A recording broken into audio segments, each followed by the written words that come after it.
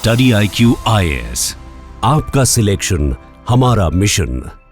Dubai airport पर एक छोटी सी लाइन लगी थी। लाइन में 3 लोग खड़े थे, एक अरब टूरिस्ट, एक ब्रिटिश ट्रैवलर और एक इंडियन बिजनेसमैन।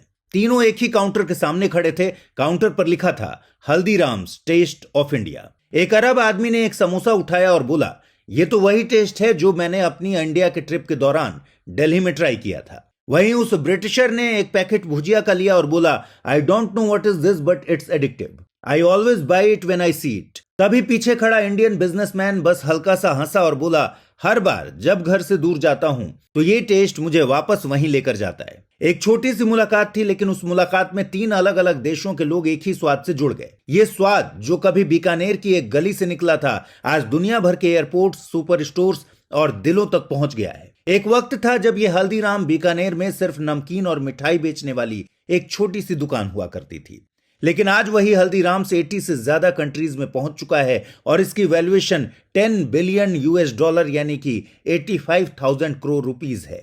और तो और हल्दीराम्स अब सिर्फ एक नमकीन का ब्रांड नहीं रहा, ये एक ऐसा नाम बन चुका है जिसके पीछे अब ग्लोबल इन्वेस्टर्स भी भाग रहे हैं। थोड़े दिन पहले ही सिंगापुर के टमासिक ने हल्दीराम्स में इन्वेस्ट किया था। अब उसके बाद UAE के 2 बड़े नाम अल्फावेव ग्लोबल और IHC यानी इंटरनेशनल होल्डिंग कंपनी भी हल्दीराम्स के साथ जुड़ गए हैं। अल्फावेव ने हल्दीराम्स में 6% का हिस्सा 5600 करोड़ रुपीस में खरीदा है। यह अल्फावेव वही फंड है जो इलॉन मस्क की स्पेसएक्स और अडानी ग्रुप में भी पैसा लगा चुका है। सोच कर देखिए, जो फंड दुनिया के सबसे बड़े फ्यूचरिस्टिक बिजनेसेस में इन्वेस्ट करता है, अब वो हल्दीराम्स के देसी स्नैक्स में भी फ्यूचर देख रहा है। यानी इसके बिजनेस में कुछ बड़ा पोटेंशियल तो जरूर है। अगर टमासिक और अल्फावेव की दोनों डील्स को मिला लें तो हल्दीराम्स के प्रमोटर्स के हाथ में अब तक 13,000 करोड़ से ज्यादा आ चुका है। और बात यहीं खत्म नहीं होती, अब तीसरा इन्वेस्टर भी लाइन में है और IPO की तैयारी भी शुरू हो चुकी है। इन इन्वेस्टर्स के साथ आने से इस ब्रांड की फाइनेंशियल स्ट्रेंथ और ग्लोबल रीच दोनों को नया बूस्ट मिलेगा, क्योंकि इनका अगला टारगेट USA और मिडिल ईस्ट की मार्केट्स में बहुत तेजी से एक्सपैंड करना है। अब अगर आप ये सोच रहे हैं कि हल्दीराम के बढ़ने से फायदा तो हल्दीराम के मालिकों को होगा, इससे इंडिया को क्या बेनिफिट होगा, तो दोस्तों यहां आप गलत हैं। एक मशहूर अमेरिकन ऑथर थॉमस फ्रीडमैन ने एक थियरी दी थी जिसका नाम था golden arches theory of conflict prevention. उन्होंने कहा कि ऐसे देश जिनके पास मैकडोनल्ड्स हैं वो कभी एक दूसरे से जंग नहीं करते। क्यों? क्योंकि मैकडोनल्ड्स सिर्फ बर्गर्स नहीं बेचता, वो इकोनॉमिक डेवलपमेंट, ग्लोबल इंटरकनेक्टेडनेस और पीस का सिंबल भी बन जाता है। मैकडोनल्ड्स और KFC जैसे ग्लोबल ब्रांड्स असल में अमेरिका की सॉफ्ट पावर की मिसाल हैं, जो केवल खाना ही नहीं बल्कि ये उसके साथ अमेरिकन कल्चर, अमेरिकन वैल्यूज और अमेरिकन अपील को भी एक्सपोर्ट करते हैं। आप न चाहते हुए भी बर्गर खाते खाते अमेरिकन कल्चर को भी अपनाने लगते हैं।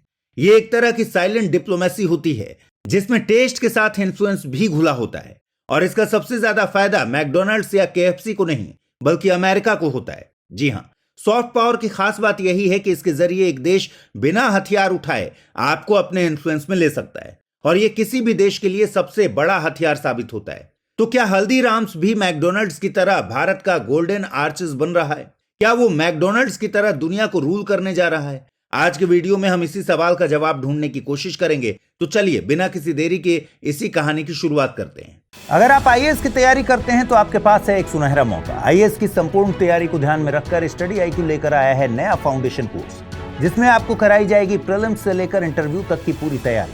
फाउंडेशन कोर्स में आपको 1000 घंटों से ज्यादा की live classes, 1-to-1 mentorship, daily current affairs, test series, CSET की क्लासेस, प्रीलिम्स और मेंस रेजिडेंशियल प्रोग्राम और इंटरव्यू गाइडेंस प्रोग्राम तो मिलता ही है, साथ ही सबसे बड़ी सुविधा के तौर पर आपको मिलती है प्रीलिम्स पास करने पर पूरी फीस वापस की गारंटी। इसके अलावा टेस्ट में टॉप करने पर आपको हर महीने मिलेगा 11,000 रुपीज जीतने का मौका। तो तुरंत कीजिए अमृत लाइव कोड का यूज और जुड़िए सबसे कम प्राइस में हमारे बैच के गोल्ड, प्लैटिनम और डायमंड प्लान के साथ। अगर फिर भी कुछ कंफ्यूजन हो तो डिस्क्रिप्शन में दिए गए लिंक पर क्लिक कर दीजिए या फिर amrit@studiiq.com पर मुझे मेल कर दीजिए। तो दोस्तों, ये सब शुरू हुआ राजस्थान के एक छोटे से शहर बीकानेर के भीड़ भरे बाजार की एक छोटी सी दुकान से। 1920s का दौर था जब शिवकिशन अग्रवाल, जो बाद में हल्दीराम के नाम से मशहूर हुए, उन्होंने अपने हाथों से मिठाई और नमकीन बनाकर बेचना शुरू किया। ये 12 साल की उम्र से ही अपने पिताजी के भुजिया के बिजनेस में लग गए। बीकानेर में भुजिया तो पहले से ही फेमस थी, लेकिन हल्दीराम के दिमाग में कुछ अलग चल रहा था। उन्होंने बेसन के बजाय मोठ बीन्स और खास मसालों से एक नई किस्म की भुजिया बनाई जिसका स्वाद लोगों को बहुत पसंद आया।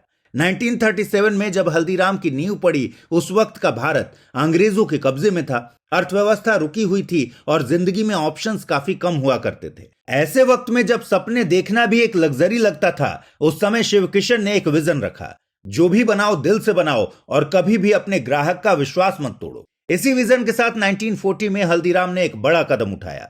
उन्होंने कलकत्ता में अपना बिजनेस एक्सपेंड किया। यह एक बहुत बड़ा और सोचा समझा फैसला था। अब चूंकि कोलकाता के लोग खाने के बहुत शौकीन होते थे, इसलिए वहां हल्दीराम की भुजिया बंगाली मिठाइयों जैसे रसगुल्ला और संदेश के साथ एक परफेक्ट मैच बन गई। लोगों ने इस कॉम्बिनेशन को इतना पसंद किया कि जल्द ही कलकत्ता में हल्दीराम का एक बड़ा आउटलेट खुल गया। यह अडेप्टेबिलिटी ही उनकी शुरुआती सफलता का सबसे बड़ा राज थी। हालांकि 1950s और 60s के भारत में लाइसेंस राज का दबदबा हुआ करता था। सरकारी पॉलिसीज और ब्यूरोक्रेसी के चक्कर में नए वेंचर्स और बिजनेसेस को काफी मुश्किलें झेलनी पड़ती थी। एंटरप्रेन्योर्स के लिए नए आइडियाज को लागू करना काफी चैलेंजिंग होता था। उदाहरण के लिए लाइसेंस राज के समय बाजार में छोटे इनफॉर्मल प्लेयर्स से इनकी कड़ी टक्कर थी। हल्दीराम ने अपने प्रोडक्ट्स की अच्छी क्वालिटी को बनाए रखा, लेकिन इसकी वजह से लागत बढ़ गई। इसी कारण छोटे शहरों और गांवों में सस्ते लोकल विकल्पों से मुकाबला करना हल्दीराम के लिए मुश्किल हो गया। उन्होंने महसूस किया कि उनके प्रोडक्ट्स को हर छोटे बड़े बाजार तक पहुंचाने के लिए एक मजबूत डिस्ट्रीब्यूशन नेटवर्क की जरूरत थी। लेकिन इस दौर में ट्रांसपोर्टेशन और डिलीवरी सर्विसेज पर गवर्नमेंट कंट्रोल के कारण यह काफी मुश्किल था। लेकिन इसके बावजूद उन्होंने छोटे पैकेट्स बहुत कम कीमत पर लॉन्च करके ग्रामीण बाजारों तक पहुंचने की रणनीति अपनाई। यानी ऐसे मुश्किल समय में भी शिवकिशन अग्रवाल जी ने अपनी सूझबूझ और क्रिएटिविटी से हल्दीराम्स को देश भर में एक्सपेंड किया। लेकिन जब 1990s का लिबरलाइजेशन का दौर आया तो दुनिया के बड़े बड़े ब्रांड्स भारतीय बाजार में उतरने लगे। तब यहां बड़े बड़े कैंपेन्स और वेस्टर्न ब्रांडिंग का दौर शुरू हो गया। लेकिन जहां डोमिनोज और मैकडोनल्ड्स जैसे ग्लोबल ब्रांड्स अपने बर्गर्स और पिज्जाज को इंडियन टेस्ट के हिसाब से बदल रहे थे, वहीं हल्दीराम्स ने अपने प्रोडक्ट्स को वेस्टर्नाइज करने की जरूरत नहीं समझी। इन्होंने किसी नए टेस्ट को इंट्रोड्यूस नहीं किया, बस अपने असली स्वाद को और पक्का कर दिया। इन्होंने अपने देसी आइडेंटिटी को ही अपनी यूएसपी यानी यूनिक सेलिंग पॉइंट बनाए रखा। इन्होंने दिखाया कि इंडियन कैपिटलिज्म केवल सर्वाइवल मोड में ऑपरेट नहीं करता। अगर आपके वैल्यूज और विजन क्लियर हों तो आप मुश्किल वक्त में भी स्केल कर सकते हैं। तो कुछ इस तरह भारत के इस ब्रांड ने मुश्किल दौर में अपनी जड़ें मजबूत की। इसी मजबूत फाउंडेशन ने इसे ग्लोबल डोमिनेशन के लिए तैयार किया। हल्दीराम का यह सफर 1993 में शुरू हुआ, जब इन्होंने पहली बार भुजिया और नमकीन के पैकेट्स अमेरिका भेजे। लेकिन आज 2025 में हल्दीराम के प्रोडक्ट्स 100 से ज्यादा कंट्रीज में बिकते हैं। तो आखिर ये मैकडोनल्ड्स के समान ग्लोबल जायंट बनने के लिए क्या कर रहा है? देखिए, आज मैकडोनल्ड्स दुनिया के 120 से ज्यादा कंट्रीज में 40,000 प्लस आउटलेट्स के साथ ग्लोबल फास्ट फूड का बादशाह है। मैकडोनल्ड्स ने अपने बर्गर्स और फ्राइज के साथ दुनिया जीती है, लेकिन उसने हर जगह लोकल टेस्ट के हिसाब से अपना मेन्यू बदला है। वो जब भी किसी नए कंट्री में जाता है, वो वहां के लोकल टेस्ट को अपनाता है। जैसे ये इंडिया में बीफ के बजाय चिकन या फिर वेज बर्गर्स बेचता है, उसी तरह जापान में टेरियाकी बर्गर बेचता है, जो वहां एक लोकल टेस्ट को सूट करता है। लेकिन हल्दीराम का रास्ता इससे काफी अलग है। वो खुद को बदलने के बजाय अपने देसी स्वाद के साथ ही आगे बढ़ता है। इस मॉडल को सफल बनाने के लिए सबसे पहले हल्दीराम ने इंडियन डायस्पोरा को टारगेट किया। दुनिया भर में 35 मिलियन से ज्यादा इंडियन लोग रहते हैं। उदाहरण के लिए यूएस में लगभग 5.4 मिलियन, यूके में 1.8 मिलियन, कनाडा में 1.8 मिलियन और यूएई में 3.5 मिलियन इंडियन रहते हैं। और जाहिर सी बात है कि ये लोग वो शाम की चाय के साथ वाली भुजिया से लेकर दिवाली पर बनने वाले रसगुल्ले तक सब कुछ मिस करते हैं। हल्दीराम एनआरआईज की इन्हीं यादों को केटर करता है। इसीलिए 1993 में जब इन्होंने यूएस में एक्सपोर्ट शुरू किया तो सबसे पहले उनके पैकेट्स इंडियन ग्रोसरी स्टोर्स जैसे पटेल ब्रदर्स की शेल्फ्स पर रखे गए। लेकिन ये आज आपको यूएस के वॉलमार्ट और कॉस्टको से लेकर यूके के टेस्को और कनाडा के लॉबलॉज जैसी बड़ी बड़ी ग्लोबल सुपरमार्केट्स में हर जगह दिखते हैं। तो जब न्यूयॉर्क में रहने वाला इंडियन हल्दीराम की भुजिया खोलता है तो उसके लिए ये सिर्फ एक स्नैक नहीं, बल्कि अपने घर की यादों से जुड़े रहने का जरिया बन जाता है। इस तरह हल्दीराम ने इंडियन डायस्पोरा के साथ बहुत स्ट्रॉन्ग इमोशनल कनेक्शन बनाया है, जो उसके ग्लोबल एक्सपेंशन का पहला पिलर बना। लेकिन आज हल्दीराम का टारगेट केवल इंडियंस ही नहीं, बल्कि दुनिया के बाकी लोग भी हैं, जिनको वो हमारे देश के असली फ्लेवर्स पहुंचाना चाहते हैं। खैर, हल्दीराम के ग्लोबल एक्सपेंशन का दूसरा बड़ा पिलर है उसका सप्लाई चेन मॉडल। हल्दीराम का डिस्ट्रीब्यूशन नेटवर्क काफी स्ट्रांग है। इंडिया में नागपुर, दिल्ली, गुरुग्राम में इनकी फैक्ट्रीज में बने प्रोडक्ट्स दुनिया भर के वेयर हाउसेस तक जाते हैं। ये वेयर हाउसेस फिर लोकल रिटेलर्स जैसे यूएस में इंडियन स्टोर्स या फिर यूके में सुपरमार्केट्स तक प्रोडक्ट्स पहुंचाते हैं। इस पूरे प्रोसेस में हल्दीराम क्वालिटी कंट्रोल को लेकर काफी स्ट्रिक्ट बना रहता है। लेकिन जब बात दुनिया भर में प्रोडक्ट्स भेजने की होती है तो फ्रेशनेस और क्वालिटी सबसे बड़ी समस्या होती है। हल्दीराम ने इस समस्या से निपटने के लिए नाइट्रोजन फ्लश्ड पैकेजिंग का इस्तेमाल किया, जो स्नैक्स की शेल्फ लाइफ को कुछ हफ्तों से बढ़ाकर कुछ महीनों तक कर देता है। इसीलिए जब नागपुर की फैक्ट्री में बना भुजिया का पैकेट दुबई में खोला जाता है तो वहां उतना ही फ्रेश होता है जैसे अभी अभी बना हो। लेकिन हल्दीराम का फोकस केवल एक्सपोर्ट तक लिमिटेड नहीं है। ग्लोबल एक्सपेंशन के लिए कुछ बड़ी मार्केट्स में लोकल प्रोडक्शन होना भी काफी जरूरी था। इसीलिए 2016 में इन्होंने यूके में अपना पहला ओवरसीज मैन्युफैक्चरिंग प्लांट खोला। ये प्लांट लोकल डिमांड के साथ साथ एक्सपोर्ट्स के लिए फ्रेश नमकीन और स्वीट्स बनाता है, जिससे शिपिंग कॉस्ट कम होते हैं और प्रोडक्ट्स ज्यादा अफोर्डेबल बन जाते हैं। यहां से products Canada, UK, Europe, Australia, New Zealand, far east, middle east, Moscow, Japan, Sri Lanka, Nepal और थाईलैंड जैसे कई देशों में एक्सपोर्ट किए जाते हैं।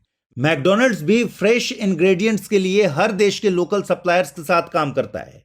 लेकिन फर्क यह है कि मैकडॉनल्ड्स के लिए लोकल प्रोडक्शन एक जरूरत है, क्योंकि उनका फूड फ्रेश बनाया जाता है, जबकि हल्दीराम के लिए यह एक स्ट्रेटेजिक चॉइस है जो क्वालिटी और कॉस्ट को बैलेंस करता है। इसके बाद हल्दीराम के इस एक्सपेंशन की तीसरी सबसे बड़ी स्ट्रेंथ उसका प्रोडक्ट वेराइटी है।